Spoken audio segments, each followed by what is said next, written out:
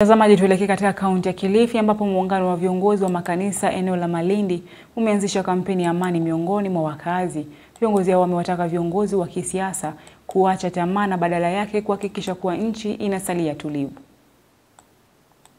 Wanasiasa waache tamaa na wajue kwamba muda ni mfupi.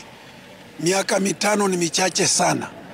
Uweke msingi mzuri, ukiondoka utajike vizuri.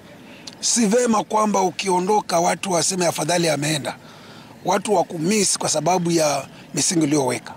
Wanadamu wanapofungua vinywa vyao na kuongea na Mungu, Mungu ujibu.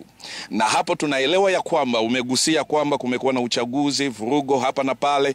Hiyo ni tamaa ya wanadamu. Lakini wakati watakatifu, watu wanaomcha Mungu, kumlilia Mungu na kupiga magoti yao, Mungu huleta amani. Na tunaamini ya kwamba mwaka unaokuja haitakuwa marudio ya vurugo umesikia Afrika.